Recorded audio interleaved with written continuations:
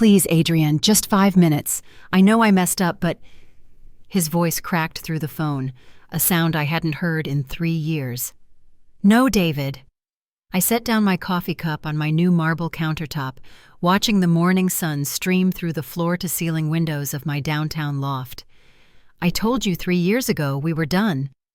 But you don't understand. Everything's falling apart. My business, the house, even Sarah left. The line went quiet, except for his ragged breathing. This was the same man who'd laughed when I packed my belongings, who'd leaned against the doorframe with that smug smile and said, "You'll be back within a month," begging me to take you back. You can't survive without me. Before we embark on this incredible journey together, I have a small, heartfelt request. Please subscribe to my channel, give this video a like.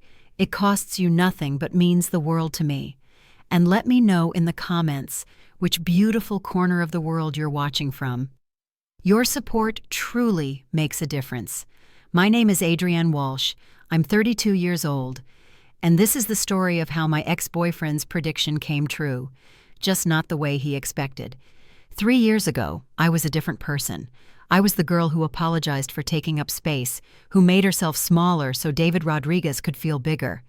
We'd been together for 4 years, living in his cramped apartment in Riverside, California, where he ran a small auto repair shop inherited from his uncle. David had this way of making me feel like I owed him everything. When I suggested we move somewhere with better opportunities, he'd remind me that he was keeping a roof over my head. When I mentioned wanting to finish my marketing degree, he'd laugh and say, "What's the point? You're not exactly college material, babe." I worked part-time at a local diner, bringing home maybe $800 a month. David controlled our joint account, doling out money for groceries and gas, like I was a child asking for allowance. I told myself this was normal, that couples shared finances, but deep down, I knew something was wrong. The breaking point came on a Tuesday in March 2022. I'd been secretly taking online courses through Riverside Community College, using the library's computers during my breaks at work. I was so close to finishing my associate's degree in digital marketing. When I finally worked up the courage to tell David, I expected him to be proud. Instead, he exploded. "You've been sneaking around behind my back? Wasting money on school?" His face turned that familiar shade of red that meant trouble. "You think you're better than me now?" "David, no. You want to leave me. That's what this is about. You think some piece of paper is going to make you special?" I tried to explain, but he wasn't listening. He grabbed my laptop, the second-hand Dell I'd bought with tip money, and slammed it shut. "Choose, Adrian, this fantasy college bullshit or us." That night, I lay awake staring at the water stain on the ceiling, listening to David snore beside me. 29 years old, and I was asking permission to better myself. Something crystallized in that moment, hard and bright as broken glass. The next morning, while David was at the shop, I called my sister Emma in Portland. "I need help," I whispered into the phone. "Thank God," she said. "I've been waiting 3 years for this call." But when I finally confronted David with my decision to leave, he just laughed. What I didn't expect was how confident David would be about my inevitable return. The morning I packed my car, a 2015 Honda Civic I'd bought with money I'd saved from hiding $20 bills in my old textbooks, David sat at the kitchen table, scrolling through his phone like it was any other Tuesday. "You know, babe, I'm not even worried," he said without looking up. "This little tantrum of yours? Give it 2 weeks, maybe a month, and you'll realize what you gave up." I folded my clothes into the single suitcase I'd managed to buy without him noticing. "I'm not coming back, David." He finally looked at me then, that familiar condescending smile spreading across his face.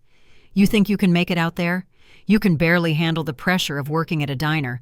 Portland's expensive, competitive. You'll be sleeping in your car within a week." "Maybe." I zipped up the suitcase. "But that's my choice to make." David stood up, walked over to the window, and watched me load my car. "You know what's going to happen, right? You'll try to play house with Emma, but she's got her own life, her own family. You'll be the pathetic little sister sleeping on the couch, watching everyone else live their dreams while you serve coffee or whatever dead-end job you manage to get. I paused at the door, my hand on the knob. And when reality hits, when you realize you're not special, that you're not cut out for this big city dream, you'll come back. You'll knock on that door and beg me to take you back. And maybe, if you ask real nice, I might consider it. The thing about that moment is how it crystallized everything I'd been feeling for years. David wasn't angry that I was leaving. He was absolutely certain I'd fail. "Goodbye, David," I said, and closed the door behind me. The drive to Portland took 18 hours. I stopped twice, once for gas in Redding, once to sleep in a Walmart parking lot near the Oregon border. Emma met me at a Starbucks on Southeast Hawthorne Boulevard at 7 in the morning, looking exactly like our mother with her blonde hair in a messy bun and concern etched around her green eyes. "You look terrible," she said, wrapping me in a hug that smelled like her lavender shampoo. "Thanks. That's exactly what every refugee needs to hear." She laughed, the first genuine laugh I'd heard in months. "Come on, Jeff's making pancakes, and the kids are excited to meet their mysterious aunt." Emma and her husband Jeff lived in a modest craftsman house in the Selwood neighborhood. Nothing fancy, but it felt like a home in a way David's apartment never had. Pictures on the walls, books scattered around, plants that weren't dying. "The guest room's yours for as long as you need," Jeff said over breakfast, while their two kids, Lily, 7, and Marcus, 5, peppered me with questions about California. "I won't be here long," I promised. "I just need to find work and—" "Adrienne." Emma set down her coffee mug. "You've been taking care of everyone else for years. Let us take care of you for a minute." The first week was harder than I'd expected. Not because Portland was unwelcoming, but because I'd forgotten how to make decisions for myself. What to eat for breakfast, what time to go to bed, whether to shower in the morning or evening. 4 years with David had trained me to wait for instructions. But slowly, things started clicking into place. I finished my online courses using Emma's computer, staying up late at the kitchen table with my textbooks spread around me like a fortress. Jeff, who worked in tech, helped me polish my resume and build a basic portfolio website. Emma, who managed a local nonprofit, taught me how to network without feeling like I was begging for favors. "You're not asking people to save you," she explained one evening as we walked through Laurelhurst Park. "You're offering your skills in exchange for an opportunity. There's a difference." 3 weeks after arriving in Portland, I landed my first interview, a junior marketing position at a sustainable clothing company in the Pearl District. The salary was $38,000 a year, more money than I'd ever seen. When I called to share the news, David's response was predictable. "38? That's cute. You know that's barely above poverty level in a place like Portland, right? After taxes and rent, you'll be eating ramen every night." But I could hear something else in his voice now, something that hadn't been there when I'd left. The thing about starting over is that nobody prepares you for how exhausting hope can be. My first apartment was a studio in Southeast Portland, 450 square feet that cost $1,200 a month. David had been right about one thing. Portland was expensive. But he'd been wrong about everything else. The sustainable clothing company, called Evergreen Threads, operated out of a converted warehouse with exposed brick walls and huge windows that let in cascades of natural light. My boss, Miranda, was a woman in her 40s who'd built the company from nothing after leaving a corporate job in Seattle. "We're not just selling clothes," she explained during my first week. "We're selling a vision of how fashion can work without destroying the planet." My job was to manage their social media accounts and help with email marketing campaigns. It sounds simple, but I discovered I had an instinct for it. Understanding what would make people stop scrolling, what language would convert browsers into buyers. Within 6 months, I'd increased their Instagram engagement by 40% and their email click-through rates by 25%.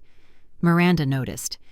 "You have a gift for this," she told me during my review in February 2023. "Have you thought about freelancing, building your own client base?" The idea terrified and thrilled me in equal measure. During my lunch breaks, I started researching how to set up a business in Oregon. The paperwork was straightforward, much simpler than David had always made running a business sound.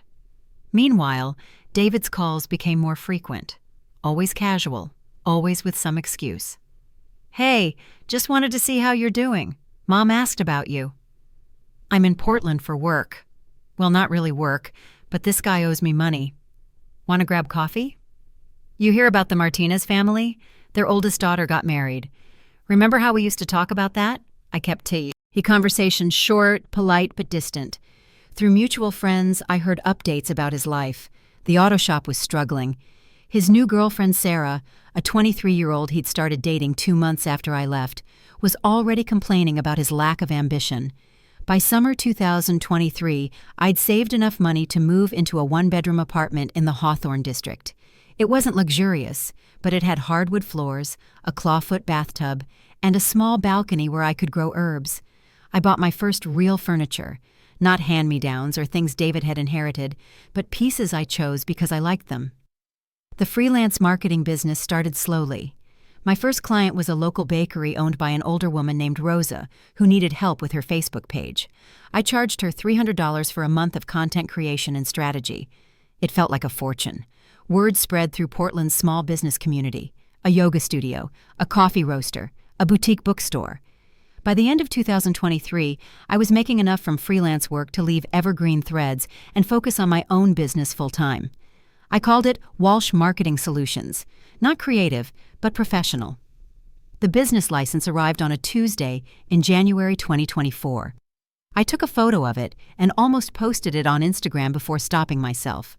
Who was I trying to impress? But Emma saw it when she came over for dinner that night. "Holy shit, Adrian, you did it!"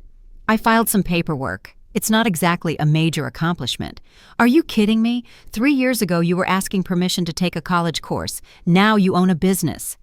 She was right, but success felt fragile, like something that could be taken away if I celebrated too loudly.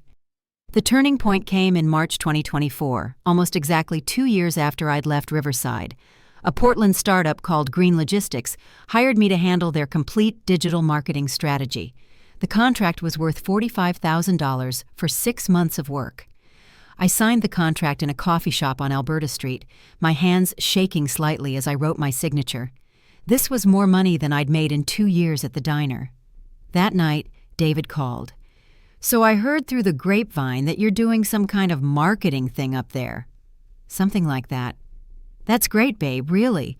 I always knew you were smart." There was a pause. "Listen, I've been thinking about expanding the shop. Maybe adding a marketing component, Getting more customers through social media and that kind of thing. Want to help out your old boyfriend?" The audacity was breathtaking. "I'm pretty busy with my own clients, David."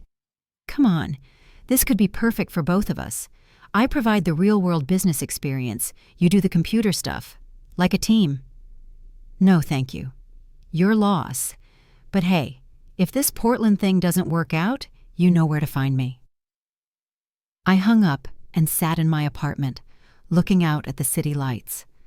For the first time in months, I let myself imagine what David's version of my life looked like.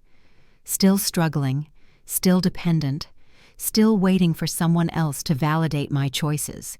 Instead, I was sitting in my own apartment, with my own business, making my own decisions. The contrast was almost too sharp to believe. By the fall of 2024, Walsh Marketing Solutions had grown beyond anything I'd imagined possible. I'd moved into a small office space in the Alberta Arts District, just 2 rooms, but with my name on the door and a view of the mountains on clear days. I'd hired my first employee, a recent PSU graduate named Cameron, who handled social media content while I focused on strategy and client relationships. The business had 15 regular clients, ranging from local restaurants to a renewable energy company that was expanding across the Pacific Northwest. My monthly revenue was consistently hitting $25,000, with profit margins that would have made David's auto shop look like a lemonade stand. More importantly, I'd found something I'd never experienced before: professional respect. Clients sought out my opinion.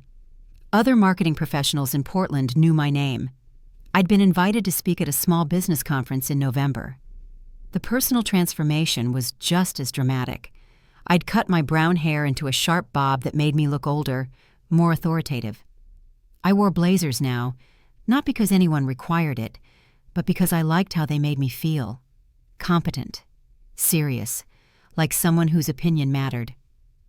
Dating had been non-existent for the first 2 years in Portland. The idea of letting someone else have input on my decisions felt dangerous, like stepping back toward a cliff I'd barely escaped. But by early 2024, I'd started seeing someone, a graphic designer named Alex, who ran his own studio downtown. Alex was everything David wasn't. He celebrated my successes instead of minimizing them. He asked about my work with genuine interest. When I told him about my business growth, he suggested we open a bottle of champagne instead of listing all the ways I might fail. The irony wasn't lost on me. David had been certain I'd come crawling back because I couldn't survive without a man's support. Instead, I'd learned to thrive on my own, and that independence had made me more attractive, not less. October brought my biggest professional opportunity yet. Green Logistics wanted to expand to 3 additional cities and needed a comprehensive marketing strategy for their growth phase.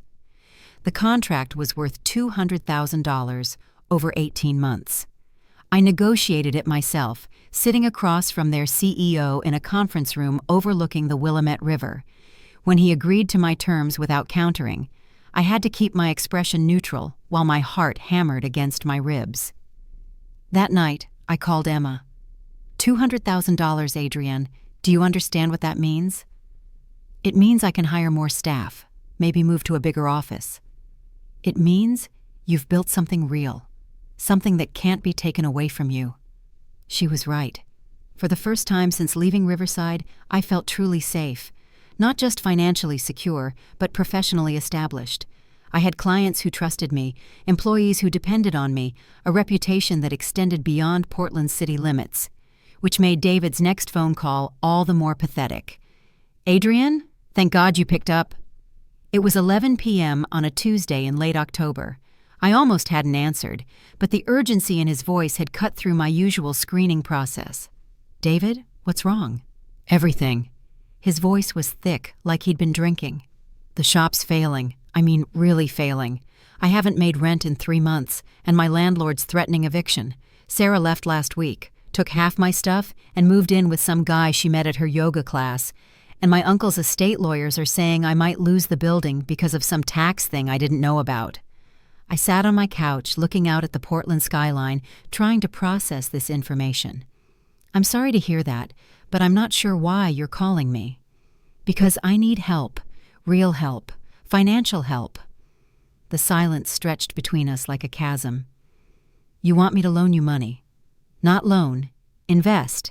You're doing well up there, right? This marketing thing is working out? I could really use a partner, someone with business experience who could help me turn things around. The complete reversal was so stark it felt surreal. 3 years ago, this man had been absolutely certain that I'd fail without his support. Now he was asking me to save him. How much money are you talking about, David? Maybe $50,000? To catch up on rent and taxes, maybe upgrade some equipment? I know it sounds like a lot, but this place has so much potential. With your marketing skills and my mechanical knowledge, we could really build something. I closed my eyes, remembering the morning I'd packed my car while he predicted my inevitable failure. The condescending smile, the absolute certainty that I'd be back within a month, begging for forgiveness. I need to think about it, I said. Of course. Take all the time you need. God, Adrienne, I'm really glad you're doing well. I always knew you had it in you. After I hung up, I poured myself a glass of wine and sat on my balcony, trying to untangle my emotions. There was satisfaction, yes, the kind of cosmic justice that felt too neat to be real. But there was also something sadder underneath. David hadn't called because he'd realized what he'd lost. He'd called because he was desperate, and I was the only person he knew with money. The next morning brought clarity in the form of a voicemail that changed everything. Adrienne, it's David again. I know you said you needed to think about the investment thing, but I wanted to be completely honest with you. The situation is worse than I said last night. The bank is threatening foreclosure on the shop property, and I owe about $30,000 in back taxes. But here's the thing. I've been doing some research on your company up there, and it looks like you're pulling in serious money. Like serious money. So maybe we could talk about a bigger partnership? I could really use $100,000 to get back on solid ground. Call me back, okay? We used to be good together, Adrienne. We could be good together again. I played the message 3 times, each repetition making my skin crawl a little more. The naked desperation was bad enough, but the manipulation underneath it, the suggestion that our failed relationship could somehow be rekindled through a business arrangement, felt like a violation. I forwarded the voicemail to Emma. She called back within an hour. "What a piece of shit," she said without preamble. "He's literally trying to seduce you with the promise of being financially dependent on you. It's like reverse psychology manipulation." I know, but part of me feels guilty. Like, what if I could actually help him get back on his feet? Adrienne, listen to me very carefully. This man spent 4 years making you feel small and worthless. He bet against you when you were at your lowest point. Now that you've proven him wrong, spectacularly wrong, he wants to attach himself to your success like a parasite. That's not romantic or noble. It's predatory. She was right, but guilt is a hard habit to break. I spent the afternoon researching David's business situation. Public records in Riverside County showed that Rodriguez Auto Repair was indeed facing foreclosure proceedings. The property had been in his uncle's family for 40 years, but David had taken out multiple loans against it and fallen behind on payments. More interesting was what I found on social media. Sarah, his ex-girlfriend, had posted a series of Instagram stories about toxic men who blame everyone else for their problems. There were photos of her moving boxes, captions about choosing yourself over someone who will never change. David had also been posting defensive, angry rants about disloyal employees and customers who didn't appreciate quality work, the kind of posts that made potential customers run in the opposite direction. It was a masterclass in how not to handle a business crisis. That evening, Alex came over with Thai takeout and found me staring at my laptop screen. "You look like someone who's been offered a deal with the devil," he said, settling beside me on the couch. I told him about David's calls, the business situation, the strange mixture of vindication and guilt I was feeling. "What does your gut tell you?" Alex asked. "That this isn't really about helping him. It's about proving something to myself." "What kind of something?" I thought about it while picking at my pad thai. "That I'm generous, that I'm not petty, that I'm bigger than whatever happened between us." "And are those things true regardless of whether you give him money?" The question hit like ice water. Of course they were true. I'd built a successful business, maintained good relationships with clients and employees, treated people with respect and professionalism. None of that required rescuing my ex-boyfriend from consequences he'd created for himself. "You know what's funny?" I said. 3 years ago, he was so confident that I'd fail. Not worried, not concerned, confident, like my failure was inevitable, and now he's asking me to save him. "That's not funny," Alex said gently. "That's justice." The next morning, I made my decision. I called David back. "I've thought about your proposal," I said without preamble. "And I know it's a big investment, but I really think we could make something amazing together. I'm not going to invest in your business, David." The silence stretched for nearly 30 seconds. "Why not? I mean, what's 50,000 to you now? You're obviously doing well." "The amount doesn't matter. What matters is that you spent 4 years telling me I wasn't capable of making good decisions. And now you want me to make a decision that benefits you. The irony is pretty thick." "That's not... I never said you couldn't make decisions. I just wanted to protect you." "From what? From finishing college? From having my own goals?" "Adrienne, come on. That was years ago. People change. I've changed." "Have you? Because this phone call feels very familiar. You want something from me, and you're trying to convince me it's actually good for me, too." His tone shifted then, becoming harder. "So that's it?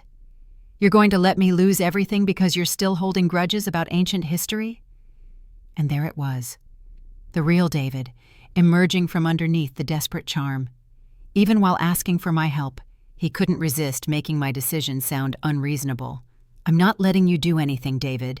You created this situation yourself. Wow, success really changed you, didn't it? You used to have compassion. I hung up and blocked his number. 3 months later, I learned that David had been right about one thing. He did lose everything. The foreclosure went through in February 2025. Rodriguez Auto Repair closed permanently, and David had to move back in with his parents in Riverside. According to mutual friends, he'd taken a job at a chain auto parts store, making $11 an hour. The news came through Emma, who'd heard it from our cousin in California.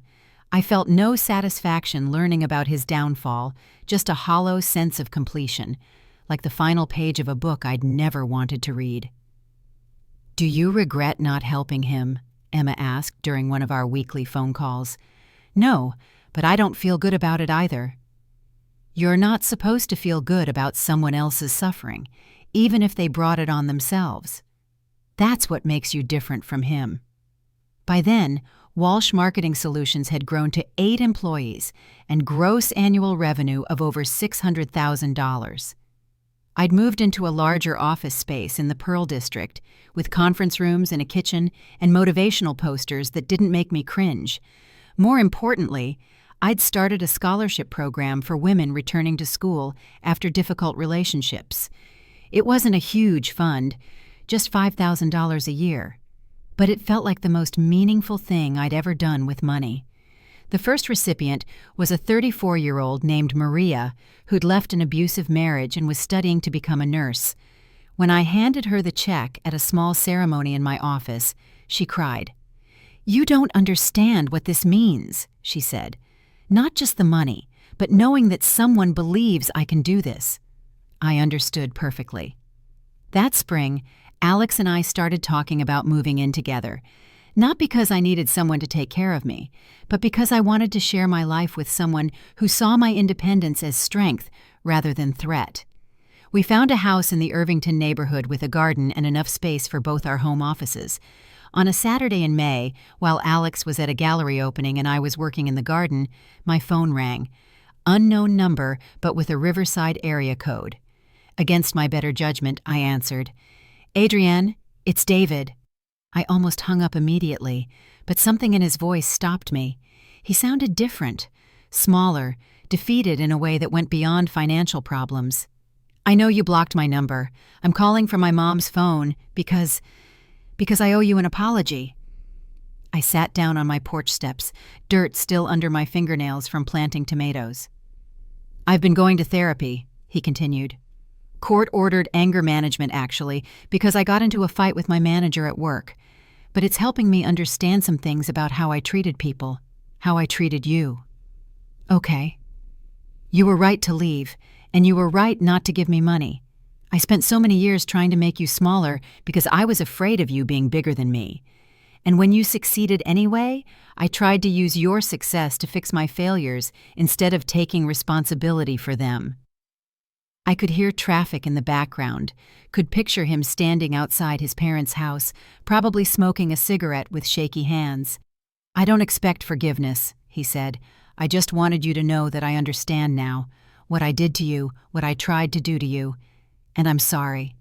The apology was more than I'd ever expected to receive, but it also felt incomplete somehow, like he was apologizing for tactics rather than beliefs.